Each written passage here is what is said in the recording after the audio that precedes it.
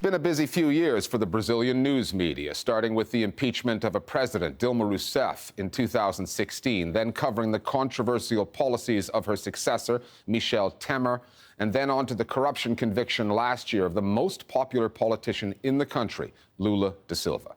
And now, the assassination of a city councillor in Rio de Janeiro, a woman who embodied a new kind of politics on behalf of the country's poor. Marielle Franco's murder was a hit job, clearly intended to send a message. Franco had campaigned against the violent policing of the favelas, urban slums, which are mostly populated by Brazilians who share Franco's heritage, African. The coverage of her story has revealed some of the Brazilian news media's attitudes to the poor. Some outlets have used Franco's murder to argue in favor of President Temer's militarization of policing, something Franco herself had opposed. Media coming out of the favelas, however, are telling a different story, one more in line with Franco's own politics. Our starting point this week is Rio de Janeiro.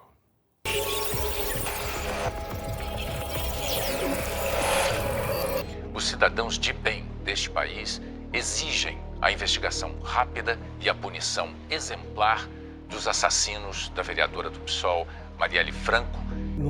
It wasn't an ordinary murder. It was an attempt to silence a voice. It's inconceivable that a city councillor is shot 4 times in the head. Marielle's death was a very brutal death, a death that tested us, which warned us that Brazil's democracy is at risk. Since the tragedy happened, Marielle has been our #1 story. Even in her death, Marielle Franco drew attention to the causes she had fought for.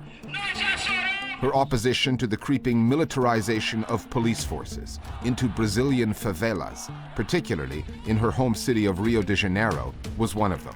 It may have cost her her life. There have been many politicians murdered in Brazil, but most of the time they're involved with the militias or drug trafficking or simply corrupt criminals. That was not the case with Marielle at all. She was actually the opposite of that.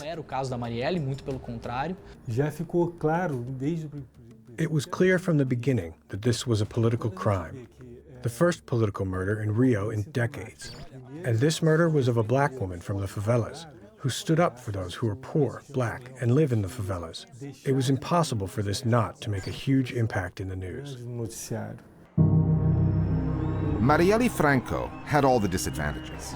Black, poor, gay, a single mother by the age of 19, she went on to get a master's degree in sociology and was elected to Rio City Council, where she advocated on behalf of the people of her favela, MARE. Just over a month ago, President Michel Temer changed the way some of those favelas are policed, adding a military component in what's known as the federal intervention. An army general was put in charge of Rio's police force. Commando teams and other troops have been sent in on security operations. Those raids are often captured by news cameras, so the media coverage has been extensive. And in a cruel piece of irony, the murder of Marielle Franco has been followed by calls for even more troops to be sent into the favelas. Franco strongly opposed sending the military into those areas, saying it was a mistake. The intervention is like a TV spectacle. It's a political power play. It's the central government trying to draw the public's attention away from other issues to raise the president's popularity. President Michel Temer disse que entre 600 e 800 milhões de reais devem ser liberados para a segurança do Rio. It's also great for the media, especially broadcasters, because it generates shocking images that boost ratings. We're talking here about the power of the media, how they go overboard sometimes, how they cast light on some things and not over others, which creates a false impression. Só nas primeiras horas da manhã, mais de 200 quilos de drogas foram apreendidos e 20 pessoas presas. The result is a whole scenario in which the city is unsafe, and so the public back the federal intervention. An image on TV is worth 1,000 words, 1 million arguments. In a visual society, more and more people struggle to read, and the power of images is very strong. It turns violence into a spectacle, which anesthetizes the population. It actually creates the entire context which causes this violence.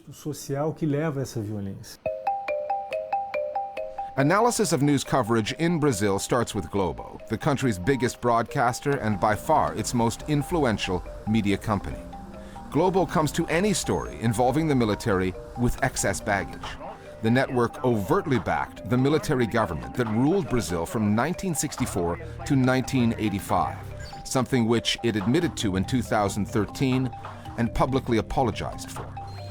Globo retains a right-wing ideology that was on display again in 2014-2015, when it called protesters onto the streets to help depose Dilma Rousseff, a leftist president, over charges of corruption. So when Globo's flagship news magazine, Fantástico, produced a 2-hour-long special on the killing of Marielle Franco, Franco's supporters were watching carefully, warily. I talked to the editor, I talked to the producer during the shoot, and I asked them not to be sensationalist. I said those exact words. In the end, some people loved it, some people hated it. My critique is that the narrative legitimizes the federal intervention in Rio de Janeiro.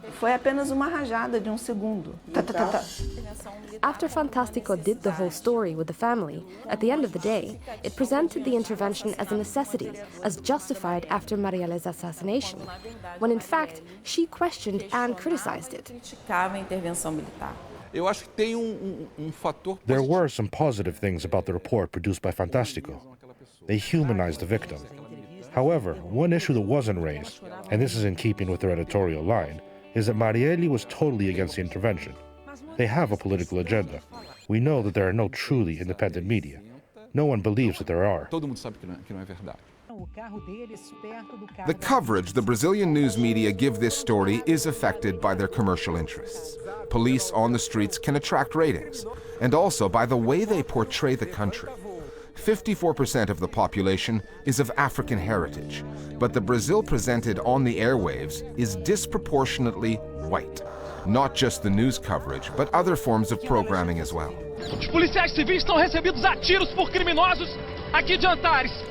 When so few of the anchors, actors, politicians, and newsmakers are black, crime stories that include black Brazilians inevitably create skewed perceptions, stereotypes, that tend to be perpetuated by the mostly white press corps doing the reporting. Este jovem seria gerente de dos pontos de venda de drogas da comunidade de Antares. Unfortunately, in Brazil, social inequality has a color and a name. Most of the population is made up of black and poor people, and most of them live in the favelas. Out of this comes the idea that the favela is an evil place, full of criminals and bad apples. Most journalists are middle class, so this discourse gets perpetuated. The media itself must change its perception, because it ends up legitimizing violence.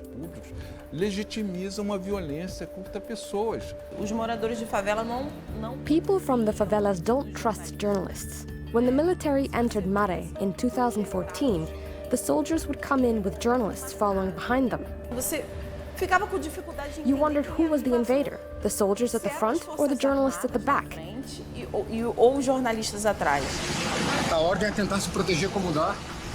How can you talk with the journalist after they come protected by soldiers? How can you speak with the journalist that is wearing a bulletproof vest when you don't have your own, when you're not protected? This is why people of the favela don't trust journalists. But whether the people in the favelas like it or not, trust them or not, journalists in the mainstream media are the ones telling their story and selling the security narrative to the rest of Brazil. Marielle Franco saw it another way, and put it another way, in an op-ed she wrote for the Jornal do Brasil. The so-called sense of security, she said, is nothing more than a political and media narrative. The editors say she submitted that article just hours before she was killed. It was published posthumously 2 days later. The piece was headlined, Últimas Palavras, Last Words.